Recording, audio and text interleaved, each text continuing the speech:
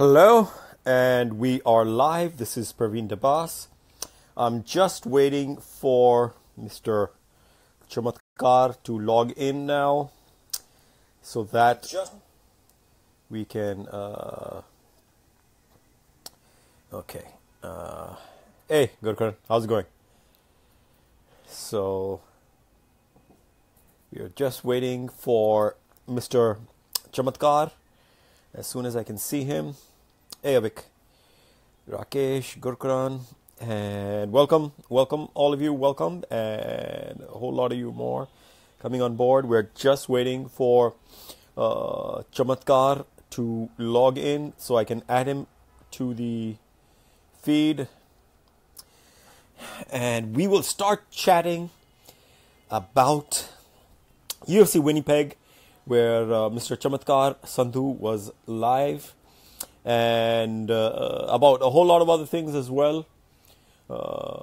We did say last time we're going to talk about the whole born in India and of Indian descent thing as well for fighters, and we are going to be chatting about that with Mr.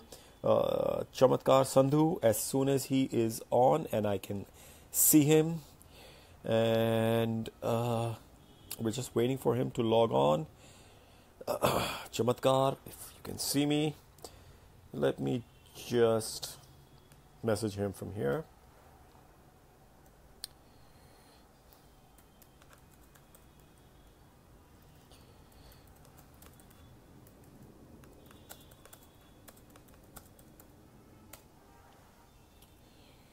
So we're just waiting for Mr. Chamatkar Sandhu to log on, and then we will be live with him. He was there at UFC Winnipeg, and we've got a lot to chat with him about. And Vashupal, Vaibhav, a lot of people. There he is. So Mr. Chamatkar Sandhu is coming on, and there he is. Hey, Chamatkar, how's it going? I'm good, Parvin. Sorry, I had to this is the first time I'm doing one of these, so okay, no worries. I was just kind of figuring it all out, but yeah, I'm here. Technology. Yes. Yeah. So great. So you're back in Brampton, Toronto, Canada now, yes. After your first Canadian event. So first of all, tell us, how was the whole experience? Of course, we already know it was really cold. We could see the frost coming out of your mouth, when you were when you gave that little heads up video. So how was the whole experience? I really liked it.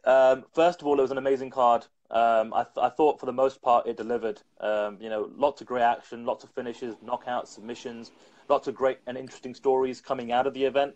And the fans were just amazing. It was always a kind of bucket list thing for me to do, to experience a UFC event in Canada. The Canadian fans are a special breed. They're knowledgeable. They obviously support their own, but they also really support great fighters with great stories. And the place was it wasn't packed right from the very first fight. But if you look at some UFC events that have emanated from Las Vegas, where it's completely empty from the very first prelim in the card, this wasn't like that. There were a lot of fans there that were interested in getting in on the action right from the get, and it made for a really good atmosphere. And I thought that the arena, the way they configured it, really allowed for all the fans to get really right up on to the action. And you couple that with the performances that we got, and it makes for a good night of fights. Awesome. So people have already started asking questions, and guys, we will come to your questions in a little bit. We can see all of them, and we will get to your questions. Just give us a little time. Now, first of all, of course, you read out Colby's tweet to Rafael, and you got his reaction on that tweet, and a lot of other publications took up that story as well. So Colby is, of course, trying to get in on the action, and Stephen Thompson called him out as well. So, but Rafael made it pretty clear that he wants to wait for the title shot with Tyron. Right. Yeah. So this is very interesting. I mean, I think on paper, you have to kind of agree Rafael Dos Anjos has pretty much done enough now to get a title shot. 3 fights, 3 wins, and his most recent being a main event slot on Fox against the former champion in Robbie Lawler.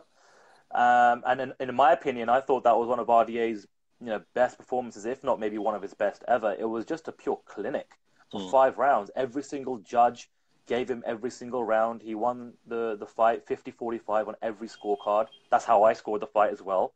But these are interesting times for specific divisions, and this is a question I asked a few fighters last week. There are some divisions, like for example featherweight, when you have Max Holloway as a champion, or Daniel Cormier at light heavyweight, who's a champion there, who is very much interested in just adding some legacy to the division and to their reign as champion and legitimizing the division by just granting the next title shot to the next contender in line. Whereas we have a champion in Tyron Woodley, and to his credit, he's been a defending champion. He's fought a lot in the last kind of year to 18 months. He wants a money fight. He was angling for that GSP fight. That didn't happen. It may still happen. There was some talk of perhaps a fight with Nate Diaz. Now, what's interesting with Tyron Woodley is he's got the shoulder problem, the shoulder injury, which may require surgery. So he may be on the shelf for a while anyway. Now, during this process, RDA, he's a very respectable fighter. He doesn't talk a lot of trash, and he kind of double stamped that in his post-fight press conference. And on the other side of the spectrum, we have somebody like Colby Covington, who is literally just in the headlines every single week, whether it's an interview or something on social media or something he'll do in a post-fight interview. He's just keeping his name out there. And the thing about Colby Covington is whether you like him or whether you hate him, you're not indifferent about him. And that's the sweet spot. When you buy a ticket to watch a fight, or whether you tune in to a broadcast, or for America, you buy a pay-per-view, right? You either want to see him get his ass kicked, or you're there to support him because you're following this journey. So he's doing a great job of marketing himself. He may not have, I suppose, the resume that RDA has, although his last performance against Damian Maia was pretty awesome as well. If you're Tyron Woodley and you're going to take a fight, do you take the Colby Covington fight because he's someone that is generating interest? He's someone that I think most people would agree that Tyron would, beat fairly easily. Or do you take somebody like RDA, who is he's a former champion, he's a veteran, he's been in the UFC for I think 8 or 9 years now, and he's looking phenomenal. He just put a clinic on Robbie Lawler. What do you do? Right? So it's interesting times. Colby obviously putting that tweet out. I had to get the response from RDA because it was very, very fresh. I think Colby was kind of, angling RDA to say, hey, if Tyron's going to be on the shelf for a while, why don't you and me fight for an interim title? Because we all know that the UFC these days, they're creating this interim title out of thin air just so they can put a title fight on a pay-per-view, right? And then there were some rumors about potentially Tyron Woodley and Colby Covington becoming the next coaches of the new Tough season, the Ultimate Fighter, which would allow Tyron to be on the shelf, keep his name out there, grow this rivalry with Colby Covington to then potentially fight during International Fight Week in July of 2018. That's potentially a route that also makes sense. But RDA's done what he can, I suppose, in terms of his performance. He doesn't really do too much on the microphone. But then we have this, storyline that was coming in where UFC President Dana White did say the winner of the fight would get the next title shot. So he's kind of got that in his back pocket as well. It's very interesting times. You've got guys like RDA and Colby Covington that are trying to get that next title shot, but they're doing it through different means, so to speak. Yeah. Now, coming down to RDA's performance, I thought it was amazing. Because quite frankly speaking, I thought Robbie was going to take this, especially towards the later rounds, which is when he comes back strong, with that fight mojo of his. And here you thought, he might just, because he was really weathering the storm with RDA, but he wasn't really able to pull through that.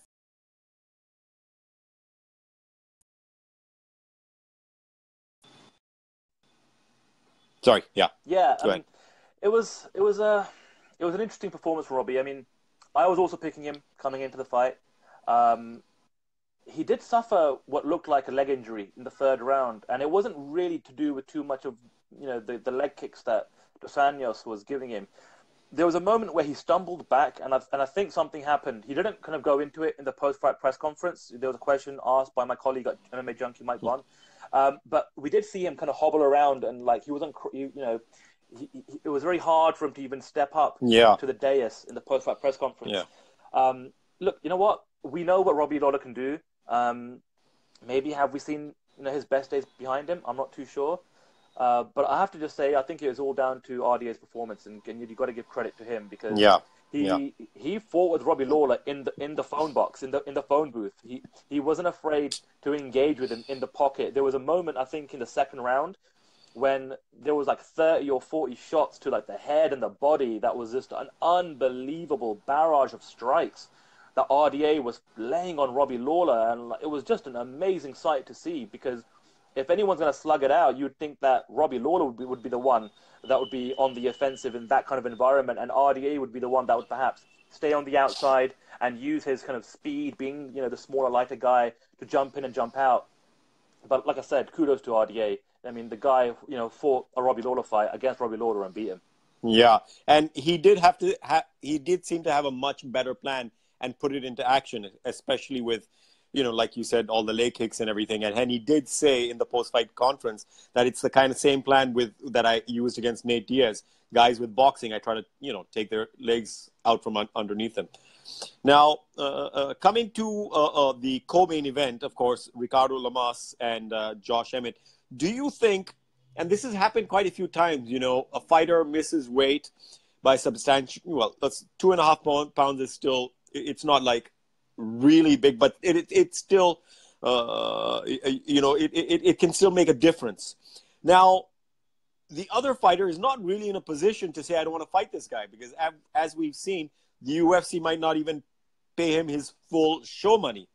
He has to say yes. And as it turns out, do you think that can be a deciding factor? Do you think that was a deciding factor as well in the fight with Ricardo Lamas and Josh Emmett? And I think what I've heard is, and can you tell us if you've heard about this, is has Josh Emmett offered Ricardo Lamas a rematch, another fight? Well, let me answer that question first, because that's the question I asked in the post-fight press conference, because I thought, look, Ricardo's given you this amazing opportunity. You're an unranked fighter. Yes, you've been around the sport a long time, but you're unranked. There are not a lot of people that know you, and Lamas is knocking on the door for a potential title shot. He was supposed to fight Jose Aldo, for God's sakes, in the co-main event. This is on Fox, big stage. Yeah. And considering the late notice, I thought, hey, would you be willing to give him a rematch? And credit to Josh Emmett, he said absolutely. He understands the position that he was in. And I feel so bad for Ricardo. You consider what he went through. Co-main event on Fox, Jose Aldo, former champion. I mean, you beat him, you're the next guy. Lock it in. You're the next guy for the title shot. But then, obviously, with Aldo getting moved to the Detroit pay-per-view and fighting Holloway, it freed up this spot. Josh Emmett, again, unranked, comes in, late notice. Not many people know him. It's, that's already going to be playing a factor in Ricardo's mind. Then he misses weight. I saw Ricardo speak to UFC officials, and he didn't seem to be in the best of moods after the weigh-ins on Friday. Yeah. Obviously, they got a deal done. And Josh Emmett had to give up 30% of his purse. It's normally 20%. So I'm sure there was some negotiation back and forth between Ricardo and the UFC officials to get a deal done there, because there was no obligation for him to accept the fight at that stage. But again, it's co-main event, it's Fox. Like, you can't. That's what I'm saying. You can't say no. Fox. And another point is that 30% extra that you're getting worth the potential loss against your name and long-term, it puts you a step back, of course, from your title shot. Yeah, you know what? I think long-term it's not, and 30% of a fighter of Josh Emmett's caliber and what kind of stage of his contract, who knows? It's not going to be, I wouldn't imagine. Yeah, it wouldn't be that much, yeah. It wouldn't be that much, right? But, again, that's why I got to give credit to Ricardo for accepting the fight, being the company man, so to speak, right? Yeah. Doing the UFC a solid favor here. And, it didn't go his way. I have to say, I was doing backstage interviews all night long. And the last interview that we did was with Glover Teixeira. Yeah. Before we were able to wrap up and set up for the post-fight press conference. And usually, just to kind of give some insight to all the viewers right now, is when you're a member of the media and you're conducting backstage interviews, the UFC typically does still give you access to press row. And we're all hoping that we can be done with the final post-fight, interviews, so we can rush back out and make it in time for the fight, for the co-main event and the main event. And I literally just took my seat seconds before Josh Emmett landed that left hook, and the place went crazy. It's one of the most brutal knockouts I've ever seen in person live. Yeah. The way Ricardo's head just bobbled against the canvas a few times, it was brutal as it was beautiful. Josh Emmett isn't somebody that's not going to be known now. He's got a highlight knockout of the year contender on his resume. People know who he is. He was on Fox, and hopefully he can parlay that now. Being a member of Team Alpha Male, got guys like Chad Mendes and Uriah Faber, and these guys in his corner to really help support him on the marketing side of things. And hopefully he can. I'm sure the next time members of the media provide their rankings, he would be cracking that top 15 at a minimum. And where Ricardo goes from here, we'll see. You could potentially now still do the Aldo fight because Aldo's coming off a loss. Yeah. You could perhaps still do Ricardo versus Jose. You could do the rematch of Josh Emmett. I personally would like to see Jose Aldo go to 155 just to give him a fresh, clean start. Maybe do the Anthony Pettis fight. They're both coming off losses. That was a big fight that was meant to go down a few years anyway. There was so much hype and promotion built behind that. There's no reason why they can't do that now.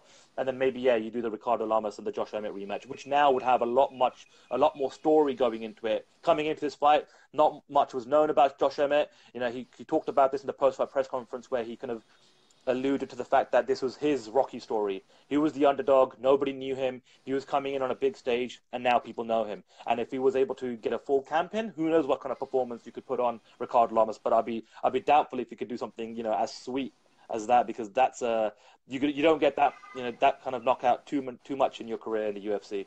Yeah. Now, just to let everybody know, we can see your questions, so we will come to them as soon as we finish talking about UFC Winnipeg. We will. Hi, Sandhu, Gurkaran, Vishal, all of you guys, Vaibhav. We'll answer your question as well about the UFC gym. Roshan, all of your questions we will answer, so just hold on. Now, coming to the Mike Perry-Santiago fight. Now, just one question. You tweeted a picture of him. Did you take that picture, the one with him in the coat and the pimp tweet? Yeah, so we were all just hanging out at the fighters' hotel, the host hotel.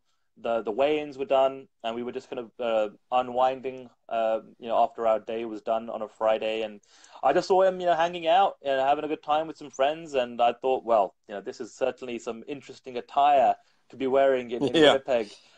So I asked him if it was okay if I could take a picture. And I've got a bit of a relationship with him and his management and his team, and he said that's absolutely fine. So I put that out there. And it's funny because I genuinely believe he is being who he is. He is his own person. He's being organic, and it's fascinating when you put a picture like that online and on social media. You start reading the comments. People and some MMA fans think, "Oh, he's just copying Conor McGregor," and it's like, no, guys, not everything you see from other fighters in the UFC is just a replica of what Conor McGregor is doing. Some of these guys, that's just who they are. That's just their way of expressing their personality. And if you've been following Mike Perry for a while now, that's the kind of person he is. He's a flashy guy. He likes to wear nice things, and he's got a very interesting choice of wardrobe. And I thought he looked pretty good. Yeah. Now, before we get into the fight itself, I don't know did you see he made a video of him in the hospital after his loss, which was pretty direct and very honest. Did you see that video? I haven't seen the video itself yet. I've kind of just read his kind of social media posts here and there, but you can feel free to kind of update me on that. Well, he was being very honest, because he said a couple of things that I wish I had I tried and everything, and then he said, you know what, I sound like a loser because anybody who loses says that kind of thing. But the way he said it, it really showed that he is legit. He's the real deal. And Sandhu was asking, is he legit or just another one-round hype? No, I think he's, like you said, he's legit. He goes in there and gives it everything. And he did in the Santiago fight. Coming back to the fight, it was a back and forth, and Santiago has showed that he deserves to be ranked where he is in that fight. Yeah, and again, this is a story that was coming in, which we spoke about, and it's like, look, normally ranked opponents, they're looking ahead.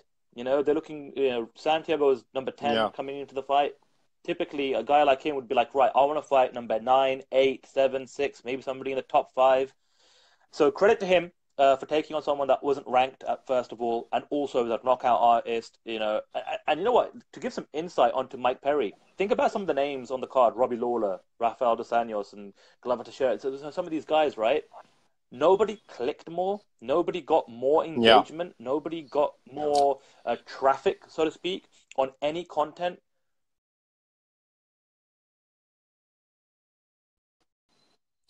On our page, He's doing the right even on things. our page, yeah, even on our page, the face-off between him and Santiago got the most views. I mean, people were just logging in and seeing it. They wanted to see him. So, like you Yeah, said, he moved the needle.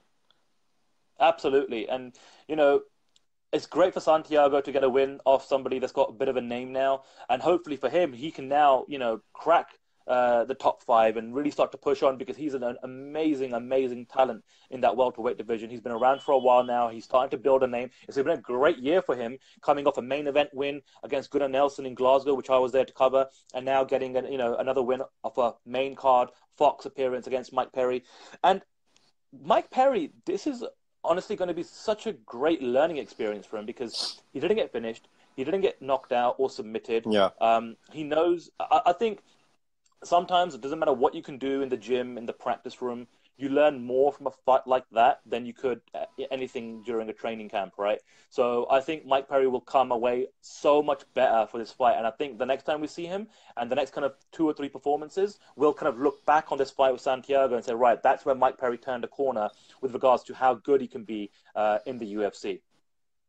Yeah, and I think he will look, I think, at the way he approaches fighters now as well, and maybe try and get a little more, I don't know if technical is the right word, but for each and every fighter, because he has everything he needs. I think it's just about sculpting everything a little better, because everybody wants to really watch him. He has this insane desire to succeed. Everything is there. I think it's just a couple of small adjustments. Like you said, he'll take a relook, and I think we're going to see a much, much better, even better Mike Perry come back.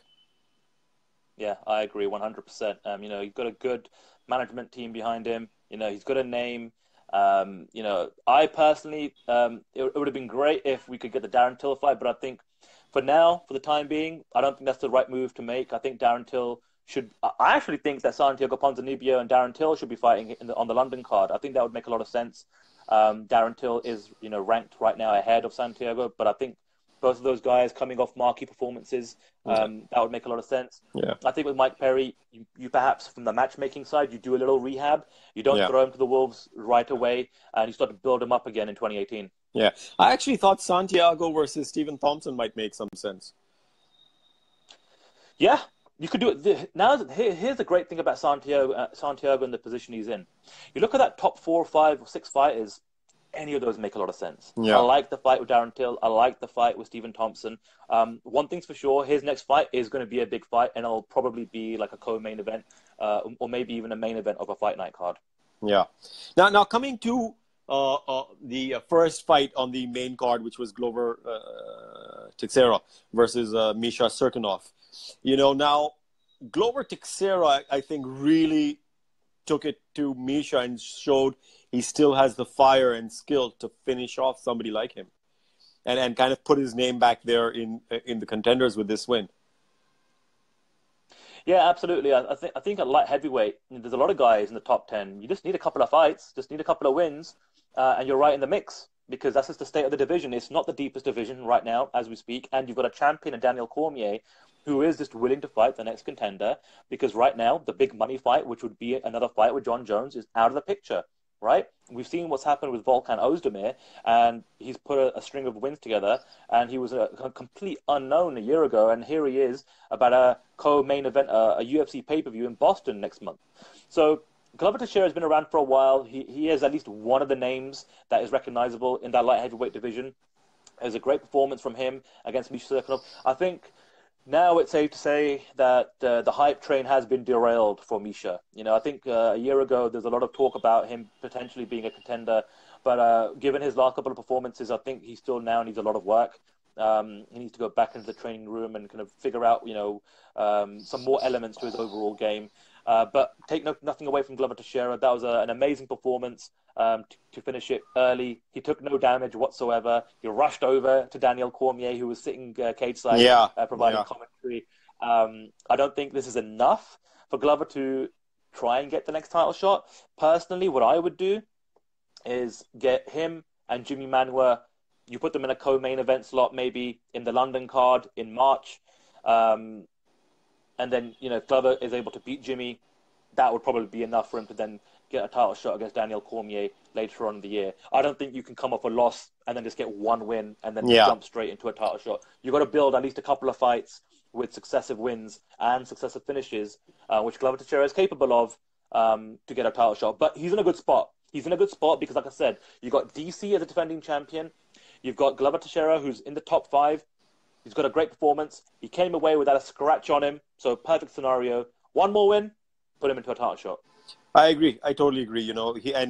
He's been building it back, and he does need that next win. And like you said, I think Jimmy Manuwa in London makes total sense. So let's hope that is what happens. Now, before we come off of UFC Winnipeg and start talking about some topics that we spoke about last time that we said we'd talk about, just some questions, Sure. We'll answer. Of course, Rupendra Sharma is talking about Jose Aldo is not going to be able to hang with the top 155ers. He gets worse if somebody taunts him during the fight. So, but we have spoken about him, matching up with Anthony Pettis, whether he will be able to hang with them or not. RDA is hanging with the welterweights. So, and pretty good at it. So you never know what somebody needs to do to change that momentum. That will just remain to be seen, I guess. Perry, Sandhu, I think we already answered that question of yours. Is he legit or just another one-round hype? He is legit. Now, Dennis Kumar is asking about, do we have skilled jiu-jitsu coaches in India? We do have some good jiu-jitsu coaches in India.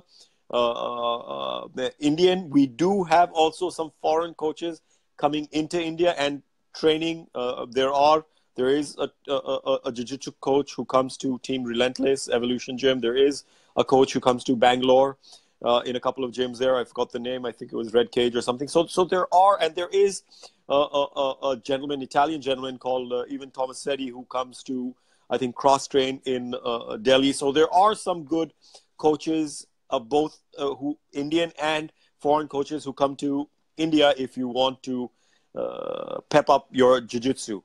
Now, so Vaibhav is asking about an update on the first UFC gym in Mumbai. Now, that is, there's no update as of now because it was already announced, and we did a story on that as well. The first UFC gym is opening in Mumbai, in Andheri, in 2018, I think around July, August. So I think there'll be an update closer to the time. And it's a great thing for the UFC. I think it's their first kind of move into India. There is a lot of other things they're planning, which we'll get into later. They did come in 2012, and we did do a story just today, which we released, written by Akhilesh Ganvarapu, about how if they look at how WWE is planning and looking at India as a different market, and they're looking at revenue differently. If the UFC kind of takes something from how WWE has done events in India and structured a little differently, because there's no way PPVs at that same rate are going to work here. So, but coming back to your question, UFC gym, July, August, we will revert back closer to it. Now, Roshan is asking a very good question, saying, why don't Indian Olympian wrestlers join MMA? Now, there was talk about Sushil Kumar joining MMA, but he has gone back to wrestling, and he just won Commonwealth gold. So that is a good question. Why don't they join MMA? One reason is also it's still developing in the country, and they don't have the state support that Indian wrestling does right now, and the recognition and what you achieve in wrestling in terms of being able to get bonuses and endorsements and teaching jobs, coaching jobs. All of that is still not possible with MMA because it's still developing to a certain state, which it's not yet, which is why they're really not making the jump to MMA. Like we said, there was some talk about Sushil Kumar coming, but he has gone back to wrestling, and he just won the Commonwealth gold again. Of course, our friend Mr. Arjun Bhalur is one of the very famous Indo-Canadian wrestlers who made a very successful jump so far to MMA. And I think that is a very good example for a lot of Indian wrestlers to follow. Chamatkar, you want to say anything about that? No, I think you nailed it. I think, Rome wasn't built in a day, as they say. Things like the UFC gym and, the expansion plans for the UFC in India, these will all take time so they can continue to build their brand. Let's be honest, there's never going to be a pay-per-view that comes from India, but a fight night would make a lot of sense. Stuff on their Fight Pass subscription service, which, where a time zone doesn't make a difference, just like they did with Shanghai, where it was, a start time of 4:30 a.m., for those folks in the Eastern time zone in America. That would make a lot of sense. And then when you look at some of the talent, for me, what I'd like to see in time is see what's going on in Thailand right now, what's going on in places like Abu Dhabi and Dubai, where, whether it's state-funded or privately funded, but gyms and camps are opening up there, and they're now putting resources and getting some of the best coaches and trainers from Brazil and from America, Canada, and Europe over, whether it's permanently or whether it's for seasons, so that some of the more indigenous fighters local to those markets can get some top level, elite level training. But this will all take time, and also I think if you look at how many wrestlers there are in America and how big the wrestling scene is in America, majority of those guys don't exactly fall into MMA. It's not for everybody. For a lot of guys, it's a wrestling career is a wrestling career, and then you call it a day and you move on to something else. Going into MMA is a completely different beast, and then you need to start thinking long-term about allocating your time, your body, your resources, and if it's going to end up being as fruitful as you would like it to be in terms of revenue down the road, right? It doesn't work out for everyone. We're talking about the 1% of the 1% of the 1% here. So yes, in theory, when you look at it on paper, you look at some of the best wrestlers that come out of India, you would automatically think, as we do as MMA guys, right, you've got the wrestling base, now just go over to a gym like AKA, or just get your kickboxing and boxing in order, and you're good to go. You're good to rock and roll, like Arjun Singh Bulla or a Daniel Cormier or a Cain Velasquez, who all have amazing credentials when it comes to wrestling. But it's just not for everybody, and you can't force it. So hopefully in time, those are in the wrestling program in India, get the inkling to try MMA. Maybe they'll see someone like Arjun Bulla have some sort of success, and maybe they want to elevate that success and go a few steps further. But these things will all just take time. We're literally at the very beginning, I feel, of what the potential Indian MMA scene can be, and I think we're in a good spot to document that right from the ground level. Yep, and that is what we are attempting to do. And now moving on to something that we were talking about the other day when we spoke about the whole, Indian-born and of Indian descent conversation that continues. And I have spoken about this a couple of times on the show. And being in a position where I have lived some time abroad and some time in India, I thought I was, in a good position to comment on it. That, having seen both sides, a lot of people say, and I've seen fighters say this, he doesn't deserve to, get the spotlight, or he can't call himself Indian, and he's Canadian, who told him to go there. Well, a lot of times people didn't have choices. They were born there, their parents moved there for a better life, but, knowing how the Indian culture is abroad, I can say most of them are sometimes closer to their culture. They've held on to it much more than us here in our own country, and because they still have carried the values with them when they left, whether it was the 60s, 70s, those values, they've kept. And, we in India, of course, probably are not as, we don't probably go to the temple in Gurdwara as much as people in England and Canada do.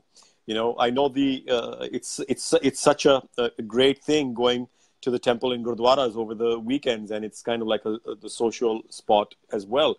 But there's a great pride that Indians abroad take in being from the motherland and being Indian and achieving. Of course, there is a great pride in being citizens of those countries as well. And there is no harm in being able to represent two countries. The country, of course, like they say, nature or nurture. They are both those things there, and they are, of course, lucky enough to get a better training. Like somebody was just asking, things like jiu-jitsu and everything, grappling are still getting better in our country. But we have amazing wrestling coaches. We have some of the best wrestlers in the world. Our boxing scene is starting to become really good, and people have done some wonderful stuff despite the sports bureaucracy and despite the poor infrastructure at times. But at the end of the day, it doesn't matter, whether you have a great coach and whether you have an amazing gym with AC or not. You still got to put the work in. At the end of the day, it is the fighter who has to go and run those miles. The road does not change. Whether it's a Canadian, American, or Indian road, you got to put, foot to tarmac and run. You got to lift those weights if that's your, you got to get in shape. And nobody can do that for you. Any trainer would be able to tell you, but you've got to do that stuff yourself. Now if you want to come in anywhere, that's kind of where I'm coming from, where, I can understand when you just use it to say, okay, the first fighter of Indian descent, the first fighter of Indian, born in India. But I don't think we should take it to an extreme where sometimes I hear things like, oh, he's not really Indian, So those are things I think which we should really not stretch into, I would say. Yeah, I mean, I co-sign everything that you just said there, Parvin. I mean, look, let me just take myself for an example here, right? So my parents are both from India. I was born in London.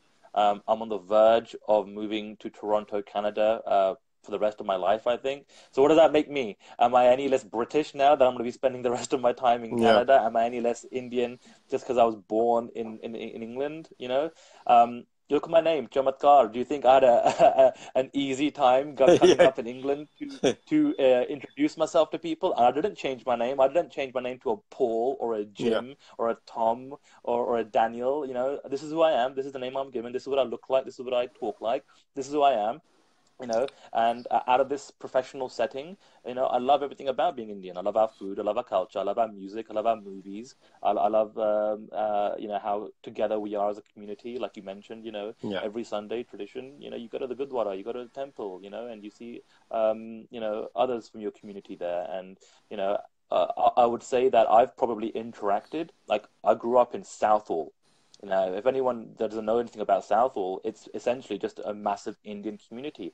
I didn't actually start interacting with anyone that was non-Indian until I probably started college and university, and I started to get into a professional situation in central London, and I started to travel, and I started to cover MMA. And the beautiful thing about this sport is, the community as a whole, when it's fighters, members of the media, or coaches and trainers, and they're from everywhere, and I think there's a real acceptiveness of our MMA community. And I think, if anyone, feels like, someone like myself or Arjun Bulla or anybody else within this MMA community or any industry for that matter, right, is any less Indian, that's a very narrow-minded, way to look at life, and, that's your call. If that's how you feel, that's fine. No one's going to, go out of their way to kind of convince you to change your mindset. But I'm telling you now, from having interacted with other Indians from the entertainment industry, the music industry, and legal industry, and political industry, whether it's in England, in Canada, in the US, or even in India or other places in the world, like Singapore, for example. I'm telling you guys, like, trust me, there's a real kind of a core Indian value that we carry with ourselves, and I'm constantly always, referencing the Indian part of myself when I'm speaking to other people from other walks of life, and I'm proud to do so. So yeah, like I said, Parvin, I co-sign everything you just said. Like, you can't take a horse to water and make them and force them to drink it. If that's the outlook people have, that's unfortunate. But I'd rather focus on those that are acceptive and that do have a true understanding of Indians that are global, and their journey and their path and where they've grown up and what they've experienced, without letting go of who they are internally and without letting go, where they come from. Yes. And by the way, I have a mate in Hounslow. I've been to Hounslow, Southall, and of course I've seen the Indianness of it. It's really, it does not seem like you're in London. It's a really nice desi mix. It's like literally like they say, like wo jhanda gaad rakha hai, apna desi. So, but do you know Parvinder? Do you know Parvinder? No? Parvinder Gujral. I don't.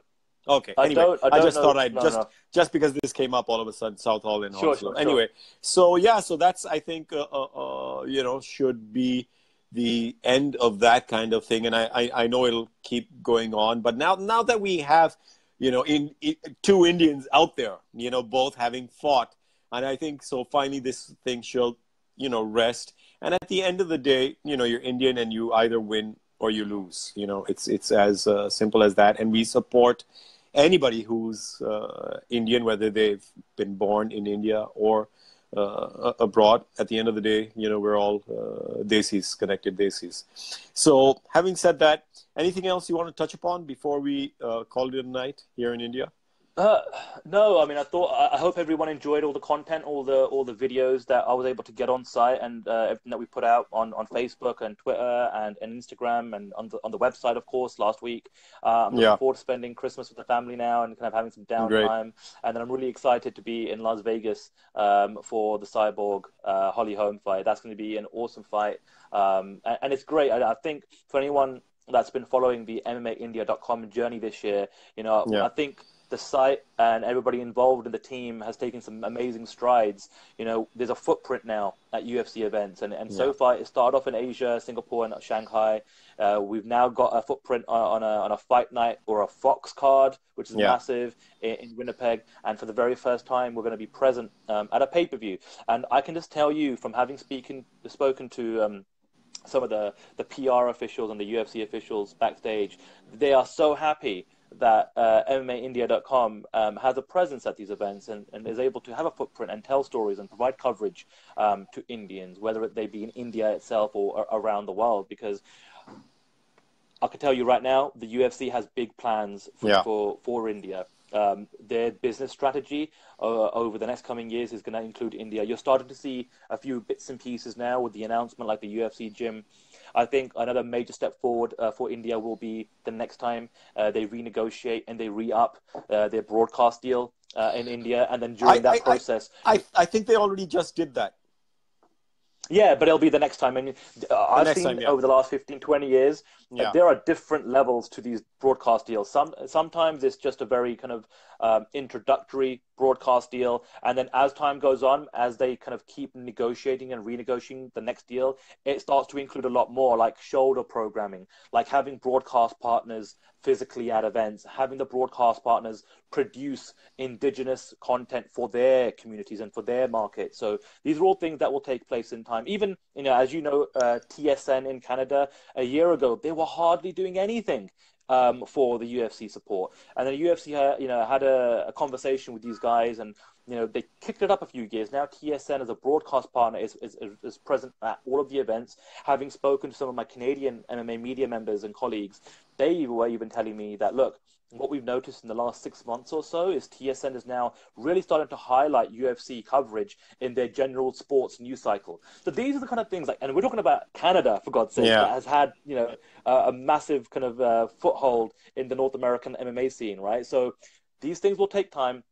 It'll all come into play, and then during the process, like you said, Indian fighters will start to come up, and slowly they'll be nurtured. Their stories will be told. They'll get into the UFC eventually. They'll start to make a name for themselves, and then through all of that process, the fan base will grow, the community will grow.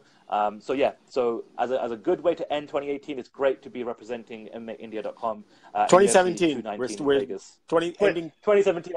I'm getting ahead of myself. Yeah, you're getting ahead of yourself. Now, one thing I just want to tell the viewers, a really interesting tidbit, which I just got to know today, is that you've heard of the Super Fight League, right?